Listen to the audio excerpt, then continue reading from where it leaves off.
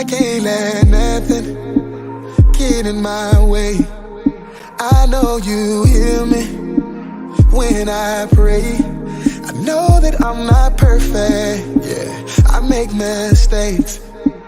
I need you to be there for me every step of the way, yeah, cause there's a blessing with my name on it. Hey, you know that I need it, Lord. Show me how to get it, Lord. I'm barely eating, Lord. Trying to feed my people, Lord, yeah, cause there's a blessing with my name on it. Ooh, hey, you know I receive it, yeah, I believe that, yeah, this year will be my year. I claim, hey, yeah, I claim, oh, yeah, yeah, this year will be my year. I claim it, yeah, I claim it, this year will be my year. I've been putting work in, yeah, trying to make my dreams come true. I know I get impatient, my family and my babies, they waiting on me to come through. Pressure on every level, issues I got several, trying not to settle. I wanna be successful, I can't be a failure, but it get kinda hard trying to keep it all together. There's a blessing with my name on it. You know that I need it, Lord. Show me how to get it, Lord. I'm barely eating, Lord. Trying to be my people, Lord.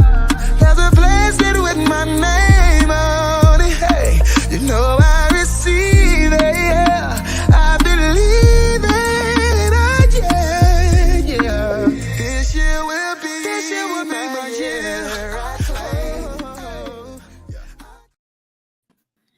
Hey, good morning. Good morning. Yes. Happy Friday. Welcome to the Empowered Morning Show. Listen, I don't know if y'all know about it, but this is the day that we are about to celebrate. So I'm going to throw it on over to my girl Terry so she can tell you what's going on. Listen, y'all. Listen, first of all, good morning, everybody. Happy, fabulous Friday, y'all. You already know that today is the day that the Lord has made, and we are rejoicing and we are glad in it. But y'all, I just have one thing to say. I got one thing to say, y'all. One thing to say. What I'm going to say is this.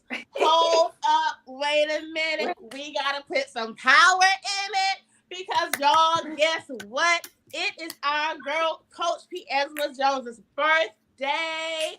The big 42 today.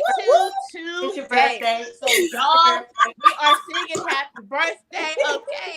Y'all put it in the chat. Make sure y'all hype her up because y'all know how much we love P. Angela Jones. So y'all put it in the comments.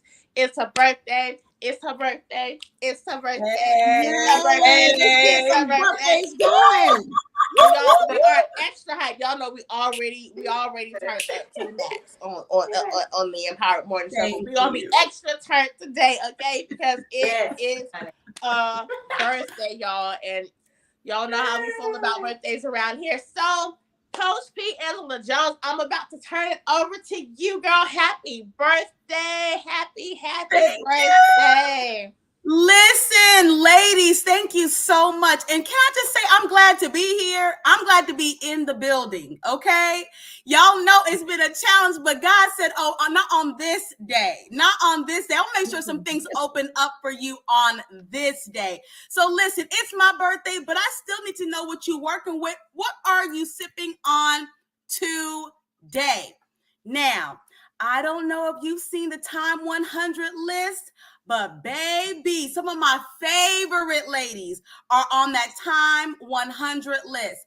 Two of them in particular, Pinky Cole. Now, listen, I've loved Pinky Cole since her hair was not pink, okay? There was a time when her hair was not pink, and I've loved her that long. She's a CEO of Slutty Vegan, and she is on the Time 100. In addition to her, my other favorite person, Sarah Jakes Roberts, is in the Time 100. The Time 100 highlights people who are coming up next, people who have next in their spirit. They're carrying next in their belly. I said, you know what, God? Today we're sipping on that we're next. Not just they're next, but we're next. So if you are watching this broadcast, sis, bro, you're next. And your next is right now. So today is my birthday, but it's also the first day of the Jewish holiday, Rosh Hashanah.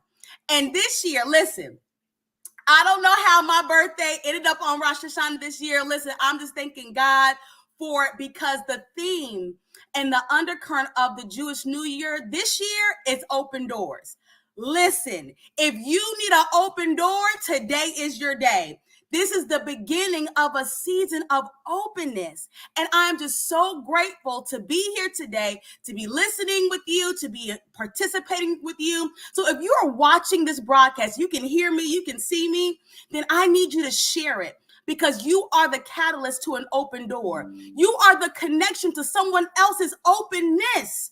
You can be used right now to open up someone's mind, eyesight, thought pattern. You can help them create a new path by giving them new information on this new day. But listen, we have some financial wellness tips from our girl Marcia, so just stay right here.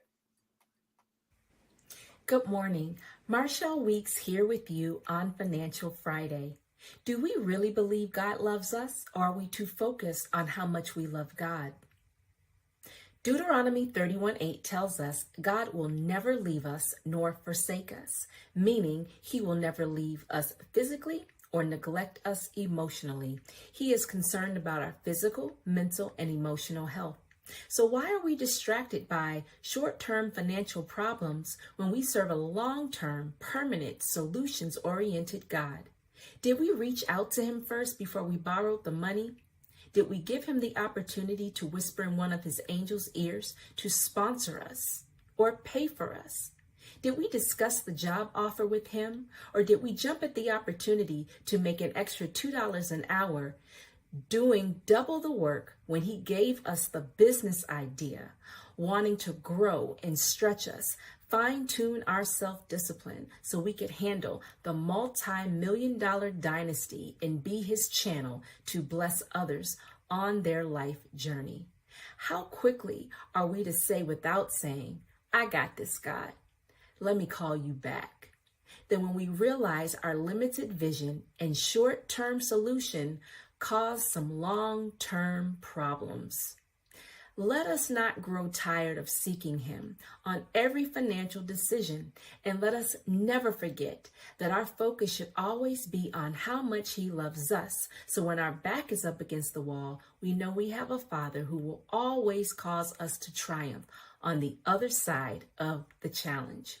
We need to consider it pure joy to go through God's process on the way to financial blessings, rather than to suffer the consequences of a bad financial decision.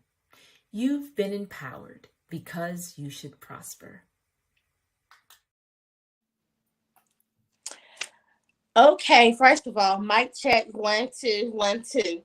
Can y'all hear me? Yes. Can you see me?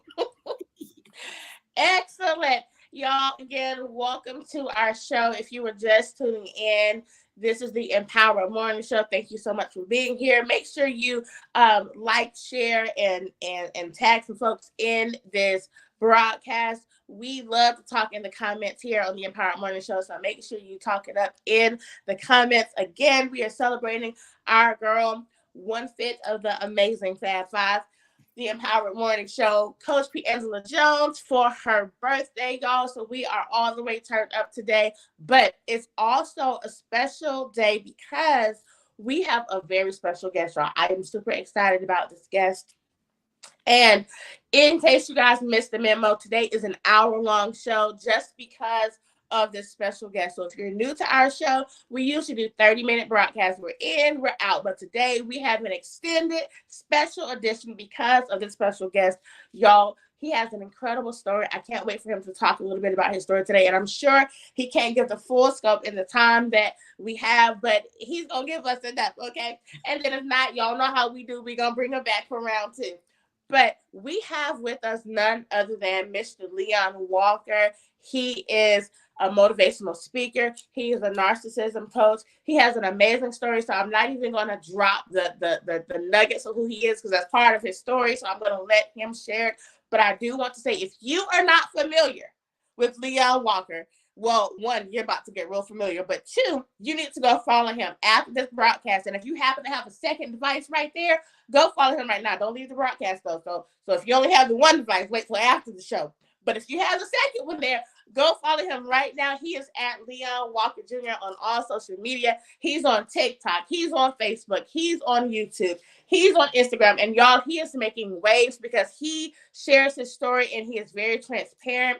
He's very real. He's very relatable. He doesn't hold back, okay? He tells you what you need to know. And he is out here changing the game for relationships because he's helping men and women to heal and to spot the red flags in their relationships. Okay, so y'all, welcome to the Empowered Morning Show platform, Mr. Leon Walker Jr.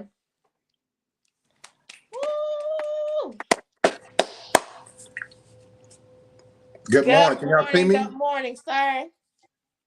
Y'all can't see me? What do I need to do? I'm not good at this stuff. So right at the bottom of your screen, you should see a little bar. There's like a microphone, a camera. You're going to click the one for the camera. Yeah, I just clicked it. Hold on.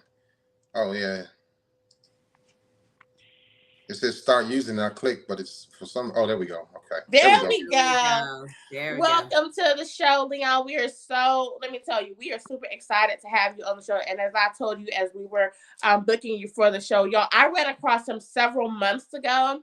And I just happened across one of his videos. It popped up in my news feed, or maybe somebody shared it. And I listened to him, and I'm like, man, he is telling the truth, but in a way you need to hear it. You know what I mean? It's kind of a sobering truth, but he was telling it, and I don't even remember the video, but you know how you do. You click on one video, and then you just go down this rabbit hole of videos. So next thing I know, I was like 15 videos in, and I'm like, oh my gosh, this man is incredible. So I've been a fan and a follower ever since. And then last week, I think it was last week, y'all, when we did our conversation on narcissism, one of our viewers actually was watching the show and said, you know who would be a good guest? You all need to connect with Leon Walker Jr. And the name didn't ring a bell. But then when I went to the page to find the man to check him out and see if he'd be good fit for the show, as soon as he came, I said, oh my gosh, I know him. I'm already following him. He would be a great fit for the show. Let's get him in here. So he's here today, y'all, and we are so excited. Mr. Walker, I'm going to turn it over to you and let you tell us more about who you are and share your story. All right. Good morning and happy birthday to Miss Piangela. That's a different name. I've never heard of that name before, but it's pretty cool. Thank you for having me. I served in the Navy for 32 years. I retired in 2015. I have 3 adult children, 23, 27, and 28. I have a granddaughter, 4 godchildren, and a dog. I was married for almost 12 years. I've been divorced for almost 17 years now. I screwed up every relationship I've ever been in. Come from a very dysfunctional, very loving, caring, strong, supportive family. But by the age 11, I was damaged very bad.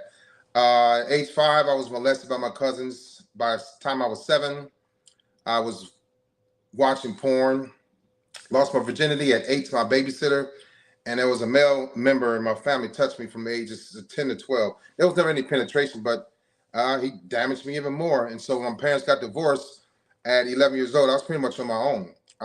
I knew I was going to join the military by the time I was 9. My parents dropped out in the 9th grade, so college was never talked about. I had a struggle with going to church, reading the Bible, struggle with believing God. I didn't believe in God for a long time. And then I joined the military, and it was the best thing for me. And it was a lot of great things, a lot of bad things that happened. And so that's pretty much me in a nutshell.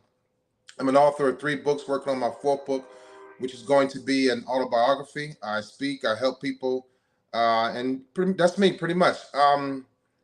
Narcissism starts in the childhood based on neglect and abuse. I didn't even know that I was neglected or abused until I was 46. Not necessarily by my parents. My parents did the best they could. They were very strong parents, but they had their issues too. My dad died in 1999. He was an alcoholic. And my mother died in 2012. She died from a crack addiction. She'd been smoking crack from 1985 to 2011, where she went to nursing home and then hospice, and she passed away. And so, I dealt with a lot. I've had a lot of great things. I used to blame my mother for everything. And so from that point on, I learned to blame my mother, which learned to blame women for everything in my life. I gave my dad all the credit, and I was wrong for that. I learned that I was wrong about that until I went into therapy, and that's when I started reconnecting with my mother through my therapist. I failed therapy twice, and the third time is when I stayed, and I needed that. Had I not gone through therapy, you all would be talking to either a 58-year-old whorish man, or I would probably be dead. And so there's a lot of things that went on. I had suicide ideations as a child. I had suicide ideations as an adult. Didn't know how to be a husband. Didn't know how to be a father. I struggled for a long time. So that's pretty much me in a nutshell. Hope that was good enough. It wasn't too long. Well, really, you could keep going, Mr. Mr. Larry. You had about 5 more minutes. You can keep telling us more about your story. So Yeah. since you're here, if you want to go, and we're going to dive in and do a little bit of a conversation. But if you want to go into the narcissism piece, and maybe talk about the relationship with your wife and just all of that, whatever you want to share about your story before we dive into the questions. Yeah. And so I always knew there was something wrong with me when a young man or woman is molested. So, for instance, in my 2018, I was on a book tour. My first book called Broken. It's a memoir about my life. I learned a lot. I had to do a lot of research. Excuse me. And so I found out that 90% of the perpetrators for people that are molested and raped is somebody you know or love or trust. 90% of those people are somebody you love or trust, supposed to love or trust. 80% of the cases go unreported. My cases, and then 1 in 3 or 1 in 6 little boys, or 1 in 3 or 1 in 6 little girls will be raped or molested by the age of 18. I fell into all 3 of those categories. The reason why my case didn't go reported, because I didn't report my babysitter. I didn't report my cousin. I was afraid of retaliation. I was afraid of people turning against me. I was afraid of getting beat up. There was a long time where I was afraid of women from my babysitters molesting me. I was afraid of women from my cousins molesting me, and my babysitter taking my virginity. They were all 6 or 7 years older than I was. And so I had this lust for women. I was attracted to women deeply, but I also feared women. And so that really resonated with me more. It's like a controlling factor for me in relationships. And I just wanted to shake that. But when I did decide to shake it, I went too far. And so I became very verbally abusive. I was never physically abusive.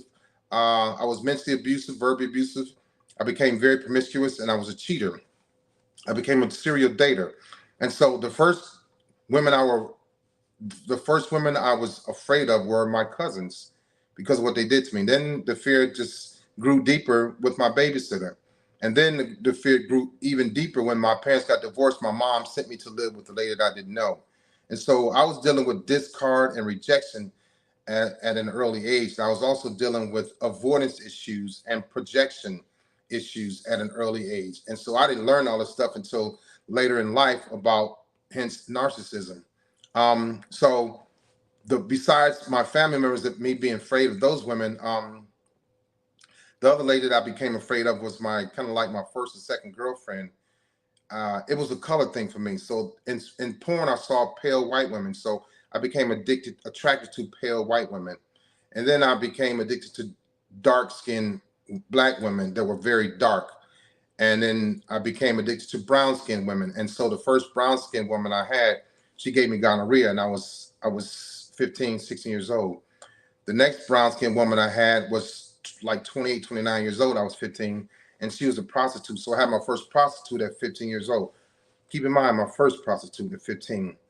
And then at around 15 and a half, 16, I fell in love with a dark-skinned woman that just dominated me. Took me home to her house out of high school every day, cooked me a steak. She would snort cocaine, have sex with me, and send me home. She would keep me at her house from probably about 4 o'clock until 11 o'clock at night. And I did this for about a year. I was a junior in high school, so I was always controlled and dominated by women, brown-skinned women, dark-skinned women. And then I didn't date a white woman, or didn't sleep with a white woman until I joined the Navy, which was I joined the Navy in 1983. And the first time I met a white woman and slept with a white woman was in Australia. And so it was just a host of mind shifts with me, from my dysfunctional childhood to my parents' divorce to the type of women I was attracted to and the ones that I saw. And so I got tired of being dominated by women. And I said, I got to change this. And then when I changed it, I was already suppressing love, and I already lacked empathy. And it was just like a fear factor for me. So that fear became anger, and anger became what I wanted as to control and dominate women. And so the love was gone, empathy was gone. And so hence narcissism. I developed that over a period of years. So it starts in the childhood, and you can either get help. I should have been in therapy as a child, but instead I went within myself. I became very independent. Narcissistic people are very independent, but they need external factors to keep them going and motivated. Hence the supply, right? Excessive women for me, and for women that are narcissistic, excessive men for them. That grandiose mindset, that attention craving, that need to be overbearing, outgoing, self-centered, egotistical, arrogant, cocky. And so that was me in a nutshell. And it consumed me, and I enjoyed it, and that's who I become. And so this is why people say it's so hard for narcissistic people to change. It's impossible. It's not impossible. It's hard, because why do I want to change who I become? You think I want to go back to that broken little boy? I peed in the bed from the kindergarten to the 7th grade, and I didn't find out that bedwetting was a symptom of being abused. I didn't know that. I sucked my thumb from the kindergarten to the 7th grade. That's why I have an overbite. I was scared of girls. I was scared of the dark. I had low self-esteem. I didn't have any confidence. So the man that you're talking to now today is a very strong, outgoing, outwardly over the top, overbearing type of guy. But that broken little boy is still in me. But I understand who he is now. So I fought not going back to being broken, dysfunctional, abused, beat up, left out, left behind, called names, being stupid, dumb. I refuse to go back to that little boy. So that's why it's hard for people to change when we ultimately become somebody that we want people to like and love and admire.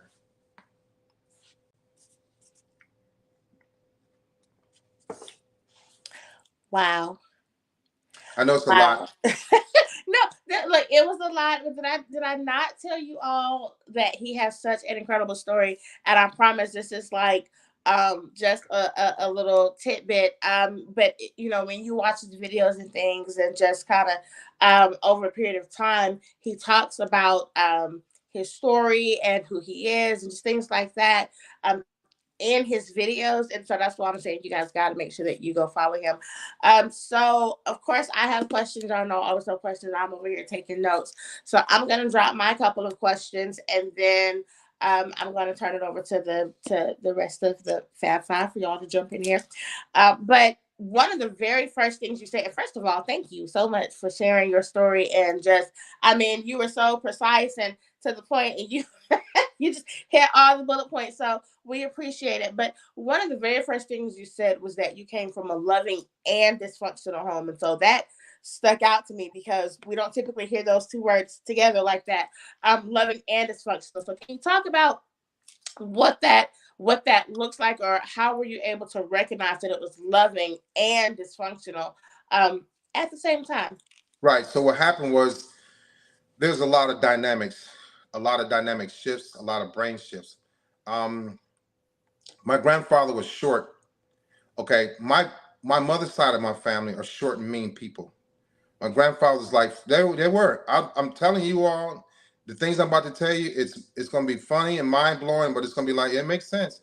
So my grandfather's like 5'3", like 125 pounds, little dude. My grandmother's 5 foot and like 100 pounds, little. So my mother was little, but she was thick. My brother was short and he was heavy. His dad was heavy. My dad was 6'1" and like 230. He played football in the Army and he boxed. Okay.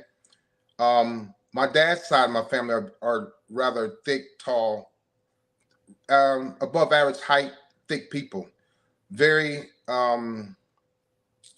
very competitive, very driven.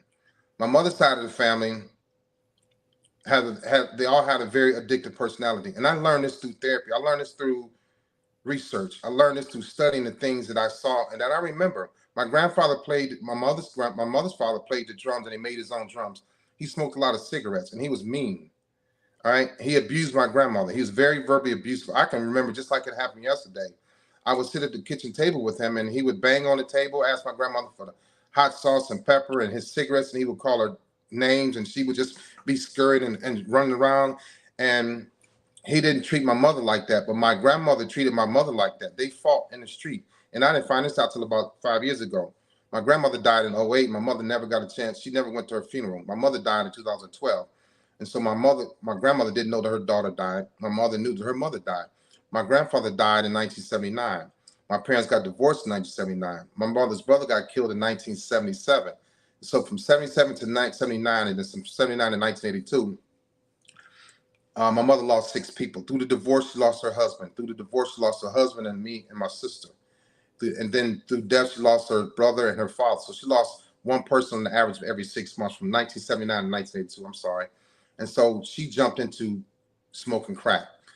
My mother's brother was the one that was touching me. And so, I remember exactly what happened. And then when he got murdered, to me, it was funny. So I learned he left me with a gift of lacking empathy. That those things happen in a childhood. We want to talk about why they happen, because when I was being molested, when I was being touched by him, I couldn't take up or defend myself. So I developed anger issues. He was bigger than me. He was older than me. Everybody that touched me, everybody that abused me, were bigger than me, taller than me, older than me. And so back to my family dynamics. My dad was very extreme. My mother had a very addictive personality. My dad had a very extreme personality. So everything he did was over the top, overbearing. Those are traits, narcissistic traits that I have as well. I'm addicted. I have a very addictive personality. I have a very extreme personality. So if when I'm doing something, whether it's cheating, whether it's porn, whether it's drinking, this is Leon before therapy, I go all in, and I don't have a care in the world about anything or anyone except for what I want right then. If it's 3 women, I want 3 women. If it's alcohol, it's alcohol. If it's porn, it's porn. And at that time, nobody matters but me and what I want. And so that's including my children. So when women say, how can he just wake up and leave? How could he cheat? And how could he not come back and see his kids? I hear it all the time. They don't care at that moment. Their mind is extreme and addictive. That's what they want at that time.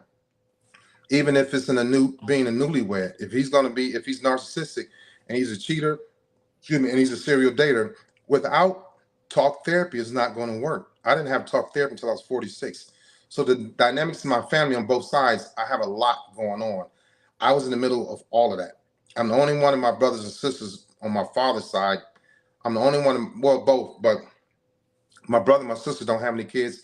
They weren't never married. My sister's 57 and my brother's like 65. My other brother's 63. But my brother and sister that I've lived with don't have kids and never been married. I was the only one that tried. So I didn't have any morals. I didn't have any standards when it came to being a husband.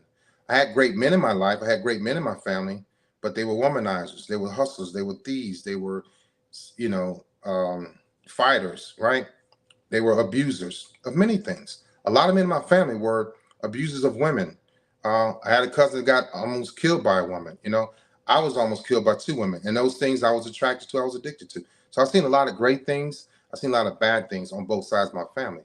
My grandfather wound up dying in 1982 at work. My mother's brother died. He got murdered. He got shot in the mouth with a shotgun. My grandmother died of an aneurysm and dementia. My father died as an alcoholic in 1999. My mother passed away in 2012 from crack addict. So I had a lot going on. Hence the narcissism, the lack of empathy, not wanting to love, avoidance, rejection, projection, dejection, deceiving, lying, ghosting, gaslighting, cheating. I had it all. So there was no way I was going to wind up being an empath. It just wasn't in the cards for me.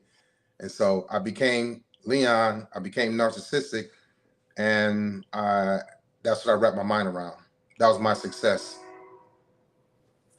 Wow.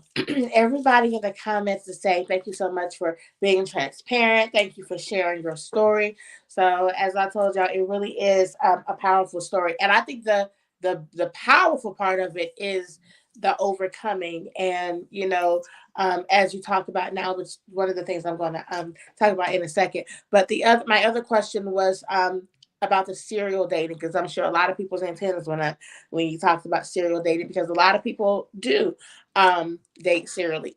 I am not one of them, but there are people who, like, hey, I'm just going to date everybody so somebody seems to be the right one. And so, but you mentioned that that was an issue for you. So can you talk more about that and why that was And not so the right idea? serial dating came from my first love with my cousins. And so that's why love to me was such a um, dysfunctional, distracting type of thing, something I didn't want. So that's where I felt love from. I felt love from my mother, because she was my first dear mother. I was a Cub Scout. She took me to the swimming pool. She took me to football practice. My dad worked at Ford, so he was gone a lot, and he drank a lot. And I was afraid of my dad. Every time my dad come home from age 4 to 11, I'd pee on myself. Um, it, it was there was a lot going on. So what was the question again? I lost train of thought. Yeah, no problem. So the question is about being a serial dater. Okay. And so it started off with I started off with being promiscuous by virtue of women molesting me. So my cousins were my first love. My babysitter was my second love. And to me, it was like I had 3 women. That's hard to believe, but that's what I thought. And so, and then, okay, here's something else. My my brother, my mother's bedroom was adjacent to the bathroom. And everything I'm telling y'all is so vivid. It's like I have to relive it because it's there. It never goes away. The bathroom was adjacent to my mother's bedroom. So my brother drilled a hole right at like toilet level. And every Friday night, my mother and father would have these parties. And the women would come upstairs and, y'all go in the bathroom, you adjust your bra, you put on makeup, you swing your hair around, you help each other, whatever. Use the restroom. And I would sit at that glory hole for hours and watch the women come in. I became a peeping Tom. I was about 8, 9 years old, but it went on for years. And so serial dating, everything I saw through that hole, everything I saw in porn, I wanted to be a part of. I could ride, I could play sports, I could ride motorcycles and mini bikes and go karts and jump rope and all of this stuff and climb trees and climb garages, which I did. But I was consumed with being lustful and attracted to women, and it never went away. Nobody taught me how. It taught me how to make it go away. They taught me to have more women and be a womanizer, right? And that's what I learned. The serial dating started from what I saw through that glory hole, what I saw in porn, and I wanted to emulate that. I studied women inside of porn to hurt women outside of porn.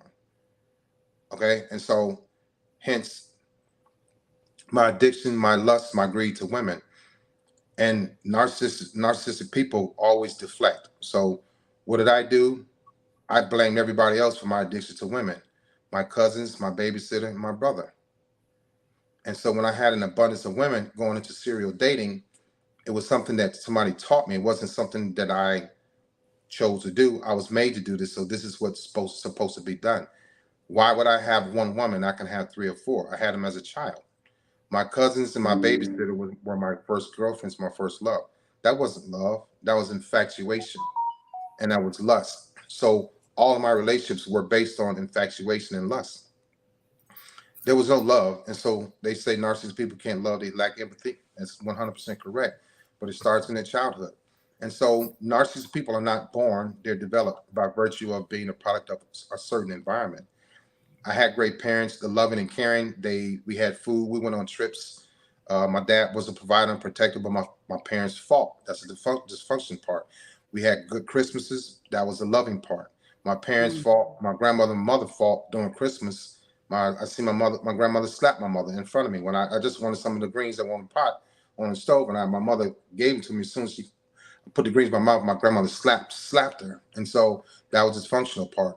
We had toys in my grandmother's house. That was the loving part, right? My grandfather took us to get ice cream. That was the loving part. But when he got on us, when he screamed around the house, that was the dysfunctional part. My uncle used to bully me. That was the dysfunctional part, So I was doomed. And you know what? My therapist said, I'm surprised you're still alive. Yeah, I said, I am too. So I had to find other things to keep me driven and motivated. I was a really, really internally weak man. Externally, you think I was strong, but internally I had that love and that dysfunction. But I resonated more with dysfunction because love scared me, and love was liking my cousins and my babysitter and having sex. So the dysfunction is what made me become driven and passionate and compassionate about taking care of Leon, and that's what I did. Amazing. Wow. Thank you for answering. I'm going to let Regina jump in here. So, Regina.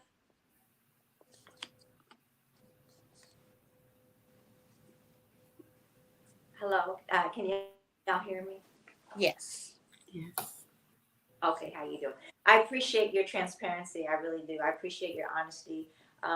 It's amazing when you could actually sit behind this camera and tell your story so fluently, knowing that the trauma that you went through. It is a sign of strength, even though the brokenness that you had to go through. I love your story, even though, and it sounds as like maybe not the right word to say, but I love your story because a lot of people need to hear these traumatic things, that even in our worst traumatic things, that there's something in our mind that if we could over conquer those things and still be able to tell the story.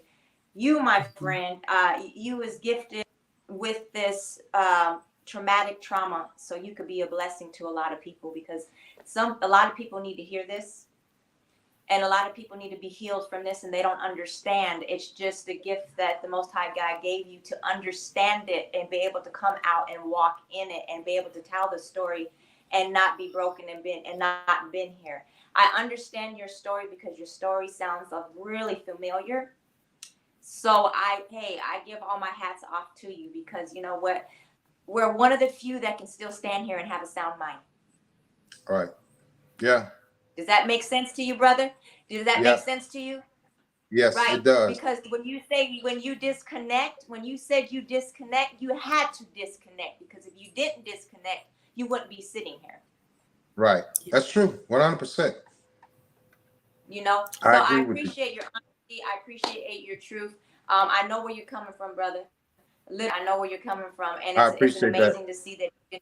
Hey, to stand here and help people, because that's what it's about. Your story needs to be heard, because there's a lot of people that do not understand what you're talking about, and a lot of times you're the only one that really understands. You see what I'm saying?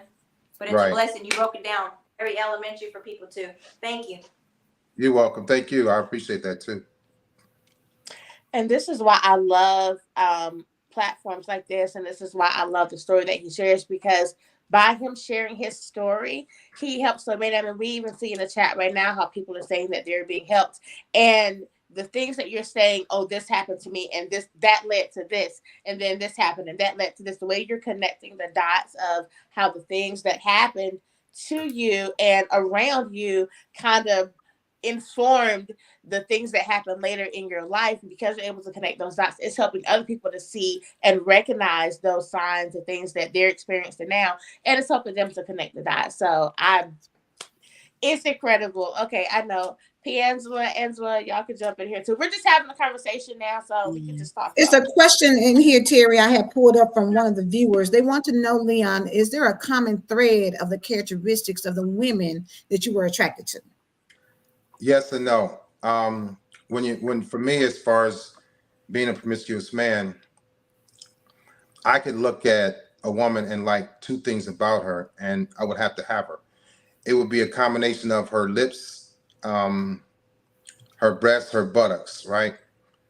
Because my cousins had nice lips and my babysitter had nice lips, so it was lips for me. And my mother's female friends had nice lips, and they all had short hair.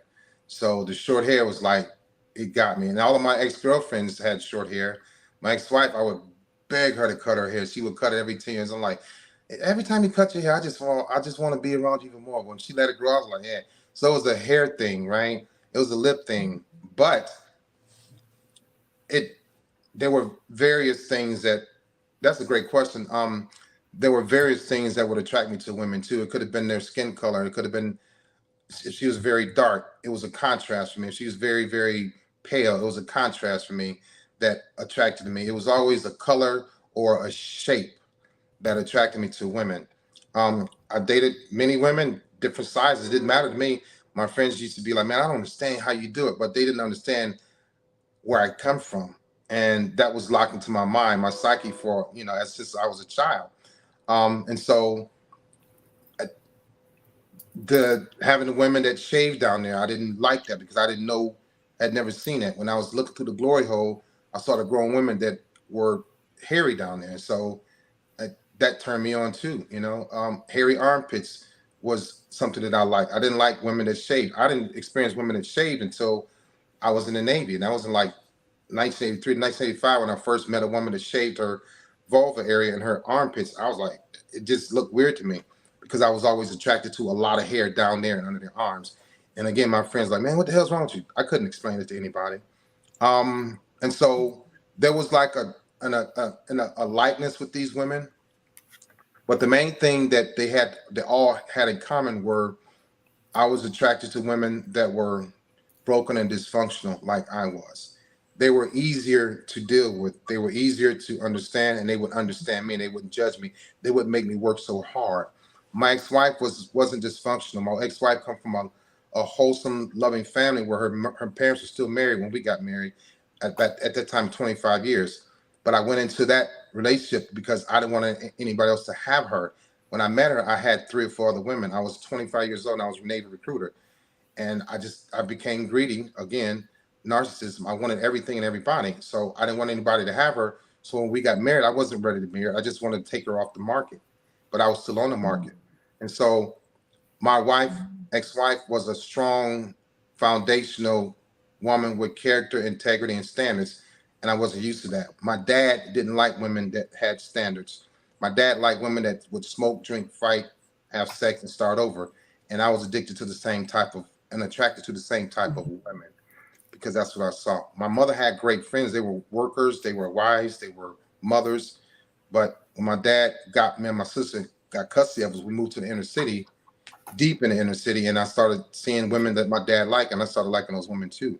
So the difference is I didn't want the women that were strong and had themselves together and went to college. I wanted the women that had a couple of kids, some scars, some wounds, didn't have a degree, that would 100% had to totally rely on me because I had to be in control and in power. And in therapy, she told me, she said, you like women to rely on you, but when they rely on you, you become extremely angry. And she was true. She was telling the truth. I don't know where she got that from. I may have told her, I don't remember, but she was right. And so I had to have women that needed me and not that I needed them. And then when they did need me, I didn't like that they needed me. And I would use as an excuse to cheat and walk away and leave them. Mm-hmm. Mm-hmm. So all these things come out in therapy. Right. Right. This is amazing conversation. I just want to break in and ask some questions specifically about marriage. My husband and I are marriage coaches. And I would like to know how narcissism showed up in your marriage. You said you have an ex-wife, so you're no longer married. Is that correct? Right. That's correct. Okay. And then if you could talk about that, and then also, are you dating now? And what does that look like now? So marriage, and then where you're at now. So marriage was tough for me because I didn't know what a husband was supposed to be. I saw my dad buy, protect, provide. I saw my dad do that. And so I could provide and protect. But when it came to loving and holding hands and cuddling, no, I didn't know how to do any of that. I wasn't aware of it. It didn't sit well with me. I was uncomfortable when women wanted to cuddle. It's like, man, look, can we cuddle? That was like a task for me. It's like cuddle. Right. Hold, and I felt when a woman wanted to hold hands, I was like, I felt smothered. Didn't like it. So my wife suffered. The skin is the largest organ of the body, right? The skin is the largest organ there is, organ. And I starved a lot of women because I wasn't a touchy-feely type dude. It was like, kiss, let me touch you, let me grab, go have sex, and it's it. It wasn't no love making. I wasn't about that. That was too deep for me. That was too much of a deep connection. I was afraid of that. I was like, oh no, we're not the love making. And when women say, man, I love you, I had a lot of women tell me they love me. I'm like, don't tell me you love me, because if you do, I'm gonna leave. And I want to leave. I walked away from a lot of women. But the marriage part, I didn't know how to be married. I didn't have a clue. My brother was married. My other brother was never married. My uncles were married. Some weren't married. They were cheating men in my family. I never knew of cheating women in my family. I'm not saying they didn't cheat, but it was always the men. And so, cool, that's what we do. We get married, we still cheat, or we don't get married and we womanize. So marriage was a struggle for me. I didn't know about vows. I didn't know about holy matrimony. I didn't know about, till death do us part. None of that. It didn't matter to me. I lost my marriage, my vision of marriage when my parents got divorced. But again, like I said, I wanted to keep her, so I married her just so would nobody else get her. She's a pretty lady, beautiful hair, nice lips, nice breasts, at a degree, didn't have a lot of bodies. I didn't deserve her at all. Dating now, I'm not dating now. I have a lot going on. I stay busy. I'm ready to date. I'm capable of dating. I'm mentally healthy, ready to date. I understand myself a lot more. I'm a lot fair now, more fair than I was ever in my life. I'm more patient. I'm more understanding. I don't react. I don't act. Because my therapy told me I was in therapy from 2014, 2015. It's like, you need to stop dating for a little while. And I was like, what? That's like telling me to stop eating chicken wings. I can't do that, but I needed to because I was always going from one relationship to the next and taking my baggage from that relationship to the next relationship and expecting. It was insanity. I was the same. I was with different women expecting the same outcome or a different outcome, doing the same thing over and expecting a different outcome. But I was the same person. I wasn't changed. I wasn't different. I wasn't any different. So dating, yes, I'm capable. I'm able. I want to date. I want to be exclusive. I don't want that being promiscuous anymore. I don't like cheating. I don't want to lie. I don't want any of that. When I was doing all those things, it was easy for me to be that person because that's who I was. That's what felt better. That's what felt safer for me. To cheat, to lie, to fake, to gaslight, to ghost, to give the silent treatment.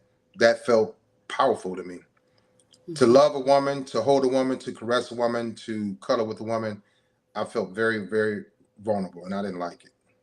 Mm-hmm. I could get women, but I couldn't keep them. That's right. Thank you. So let me ask you a question. I know that in everything you're talking about, you said you really started therapy late. What was the thing that made you decide it's time for me to go and talk to somebody?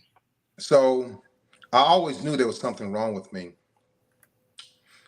My PTSD started in 1987, but it wasn't found until 2018.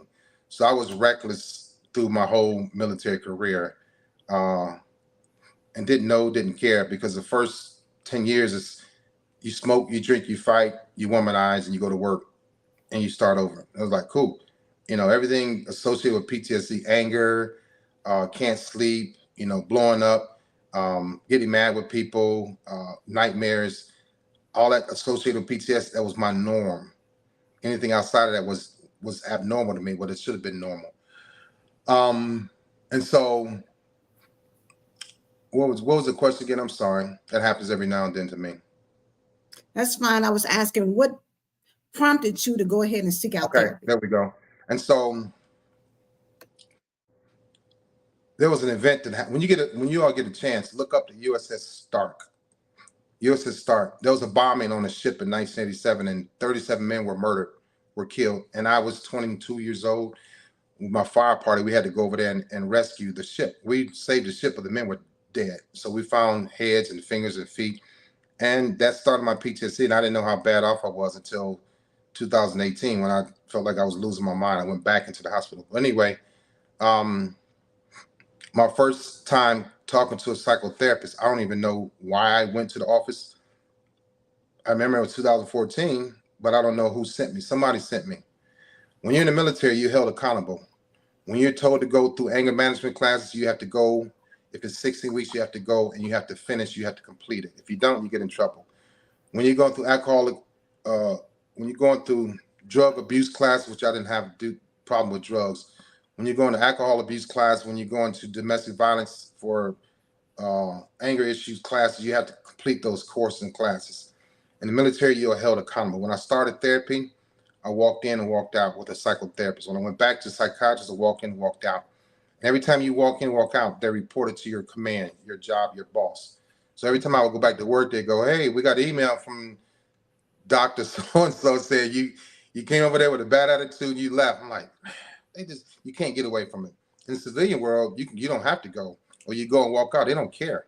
Nobody's going to report it. You're not held accountable.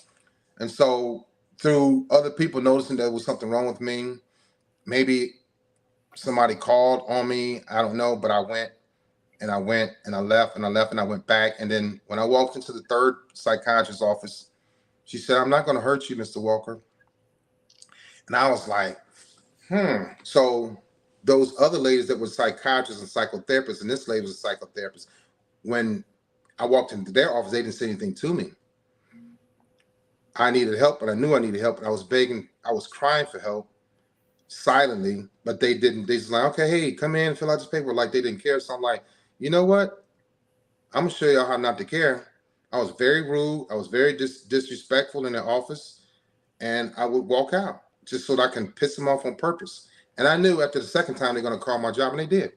So the third time I said, "Let me try to work on this. Let me see if Leon can get better. Let me see if I can change my ways." Because I was, trust and believe, I was extremely happy with who I was. As dysfunctional as I was still getting promoted, awarded, and rewarded. I was making $120,000 a year. I was leading a lot of people.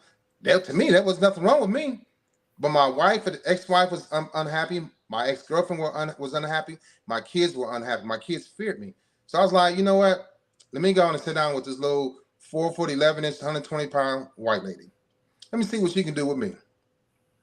And she got to me. She said, "I'm not going to hurt you." And I was like, "Well, what made you say that?" She said, "Because you came here, I can see it all over your face. You afraid to let go. You're afraid to let your guard down. Well, we're going to talk, and I'm going to have you in here for a while because," and later on she said, "You need intensive inpatient care." And I was like, "What the hell is that?" I don't know what the hell that is. You're going to be in here for a while, And so that's when it started. And then when I started liking her, she was approachable. When I felt comfortable and I didn't feel disrespected, I was like, "All right, I'm gonna give you Leon. Then I'm gonna tell you what Leon is all about." And then it started, and I got more and more comfortable with her, and that was it. So my ex-wife, didn't know what I'm telling you all now. Nobody found this out until I wrote my first book in 2018. I was married for 12 years. My wife had no idea none of this existed in me. She knew something was wrong. She used to always tell me, "You dysfunctional, blah blah blah. I don't want our kids to wind up like you," and that pissed me off. So I stayed dysfunctional on purpose. I was already successful in the military. Why should I change and not be dysfunctional to make her happy? I'm happy being dysfunctional. Since that's what you call it, that's what it is, that's what it's going to be. My ex-girlfriend suffered too. Every woman I've ever been with suffered, but me. Wow. There are some questions in here. I'm going to try to get to them quickly before we get off. But a couple of people wants to know, did you ever apologize to the women that you hurt? Right. So that's a good question. I get that a lot. One of my ex-girlfriends, she said, "Leon, do you realize you never apologized?" I was like, "For what?" And it just rolled off my tongue. For what? What am I going to apologize for? Whatever I said to you is your fault. Whatever I did to you is your fault. She clearly said, "You never apologized." This was years after we broke up. And I was like, "Really?" She said, "No. You don't remember. Do you ever remember apologizing to me?" I was like, "Nope." You know what, ladies? I could not fix myself. I could not fix my mouth to say I was sorry. I could not. That's why I know narcissistic people. I could deal with them. I play around with them, diagnose or getting close to being diagnosed, having 8 traits or 7 traits. I know exactly what to do with them. I know that they can't apologize. It is so hard. It hurts. It's like telling me I need to, "Leon, go get a pair of pliers and pull out your 2 front teeth." Oh, no, that's going to hurt. But apologizing drove me nuts. Why should I apologize? So I got to tell you, I'm sorry. Feeling defeat like that was such a horrible thing, but I was wrong. And I remember, you know who else didn't apologize? My father. I remember him distinctly saying, "I ain't gonna apologize. I don't apologize for what, But yeah, so I started going back years later and apologizing to some women. And some of them didn't believe me, said, "It's not genuine, it's not you. You just said," they were right. I was just going through the motions. But now I can sit down and listen. So here's the thing with me. It depends on how you approach me. Narcissism, it just doesn't go away. This is who I am. But I can manage it and regulate my emotions, feelings, and my anger and how I respond. But I also demand a certain level of respect too. But I have to give that to get that. And so some women approach me in a different way. And instead of me blowing up and calling names, I'll just say, "Okay, well, we can't have this kind." I'm more polite, But to answer your question, I did apologize. I saw my ex-girlfriend from 1991 last week, and we laughed and talked about the way I used to be and all this stuff. And it's funny now. It wasn't funny then. So yeah, I've apologized. I probably still owe not just the women, but some of the men that I led in the Navy. I've been calling and apologize. I haven't done it in a few months, but I started reaching out to them too. Yeah. Very good. Very good. And I know there was one other question. Sparkle, who is actually the other part of the Fab Five, she asked, how do you advise other men to get therapy? So if you could just hit that real quick. I know we're almost out of time, but that's an important question. Yeah. Don't be afraid of the truth. That's the thing with these men. They don't want to hear it. It's okay to go in there, my brother, and hear it. It is okay, because you're gonna change that moment you walking out. Within that hour, you're gonna make some strides. You're gonna make some changes. You're gonna understand yourself. You're gonna want to be closer to your wife. You're gonna be closer to your kids. I felt like I lost 100 pounds every time I came out of there. I went in there like smelling like cigarettes and chicken grease. Every time I go, before I go, I'm like, I don't smoke anything now. I'm so free. It's like almost scary. But before I go, and she's like, well, can you not come in here smelling like cigarettes? I was like, lady, you tripping? Saying it to myself. But I liked her, so I wasn't rude. I was like, yes, ma'am. I turned into a little boy in there. She's like my mother. I've always yearned for my mother. I lost my mother 3 times: when my parents got divorced, when she started smoking crack, and when she died. So I was always yearning for a mother in my life. Just listen to me. Just be a mother. Just nurture me. Just talk to me like I'm a little cool, good little boy. I used to be a good little boy. I was a good little boy. I was. And it became like unfair to be this monster, because people turned me into this monster. I'm talking about Leon before therapy. I didn't raise my hand. Hey, I want to be a monster. I want to hurt women. I want to cheat. I want to lie. I want to gaslight. I want to ghost. I was a cool little boy, right? At one time. And then when I started getting tired of it, I'm like, oh, that little boy gone. Now y'all gonna see. And so that's how I went through life, But therapy is it's the best thing that ever happened to me, because in therapy I was able to reconnect with my mother, and she had been dead for a year at that time. I went into therapy. My mother died in 2012. In 2013, I had a heart attack. In 2014, I went into rehab, January. And the same month, I started NPD therapy. So I had a very heavy heart. I had a very dysfunctional mind at 46 years old. And I was still pushing, but I was still holding on to that broken little boy that was defeated, that was bullied, that was molested, that was taken advantage of, right? That was dysfunctional, that was broken, that was given up, that was discarded. I was still holding on to him because I had anger. And so in therapy, she said, Mr. Walker, next week, we're going to talk about forgiveness. And I was like, forgive who? I hadn't let go of my anger from my childhood, from age 5 until 46. I had that anger for 41 years. So therapy will also allow you, as Piangela knows, marriage counseling, you have to forgive, you have to let go, you have to release. Over and over. Yeah, I didn't know how to forgive nobody. I knew how to forget. I forgot people to hurt people. I wasn't apologizing. And so I was dealing with avoidance issues. I was dealing with being emotionally unavailable. And I enjoyed all of that. My dysfunction was normal to me. Not being dysfunctional was abnormal. My brain had operated in the opposite since I was 5. But I was still able to go forward and be successful in the military because I wanted to impress people. I wanted to have confidence. I want to be secure because I was insecure and I didn't have confidence. That's why people say, well, narcissistic people never change. You can't. You know what? I didn't have to be the person I became. I really didn't. I still could have been successful and nice and loving and caring. But I was like, oh, hell no. That's somebody going to damage me. Somebody going to abuse me again. And at Leon at 25 and 30, 35, 40, I loved me some me. Because I was protected from perpetrators. And then I would see them. I would see women that was abusing men. I would see men that was abusing women. That could have been me. And I always say, man, it sucks to be you. Instead of teaching people how to do it, now, yo, my man, go through therapy. Hey, brother, listen, I had a phone call this morning at 3:00. And I know I had to be up here with you all at 6. I'm not tired. That brother called me because he was hurting. He had been drinking, and he was in a dark place. And he's about to do some bad things. 3:00 this morning. And I talked to him for an hour. And he's okay now. He needs therapy. I'm gonna help him out until he get there, but it's okay to go through therapy, my brother. I loved it. I go back because I wanted to see if Leon could be somebody better. And I talk every now and then in third person. I want to see if Leon can do something better, be somebody better, and let go of his past. And I did. I love that. Well, Leon, we are out of time, and y'all, I don't know how this happens that a whole hour goes by so quickly.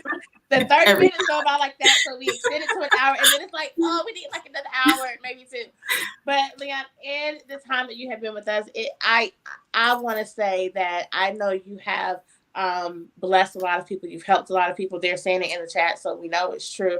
But we also want to say thank you for coming on and sharing your story. What I love about it is that you were very open and honest and transparent. But to me, what I see is a story of transformation, a story of healing. That, even though you say that the narcissism doesn't go away, but you've learned how to manage it. It still shows to me it's a story of grace, and a story of God's grace, and a story of just realizing and experiencing the power of healing through therapy, through coming to terms with the things that happen and how to make it work for you now. So as I said earlier, your story is incredible.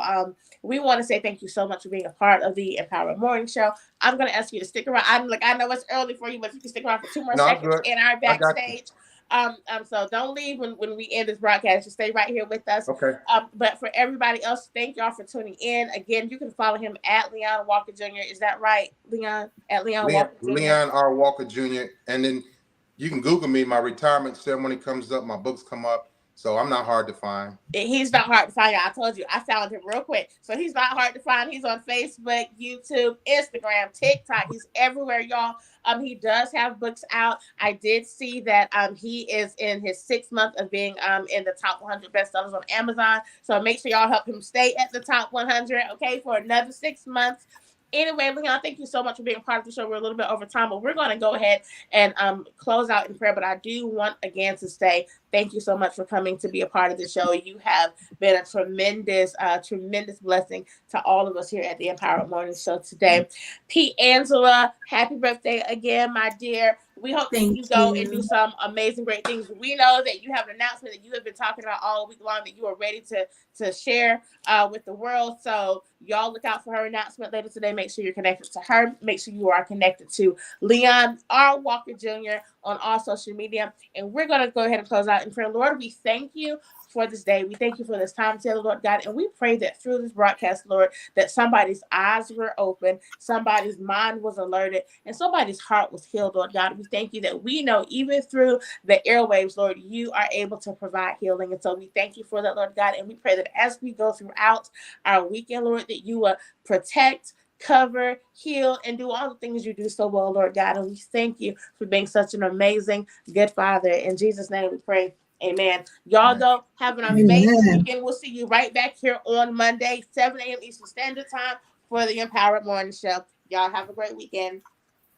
I'll be right here. I claim it. This year will be my year.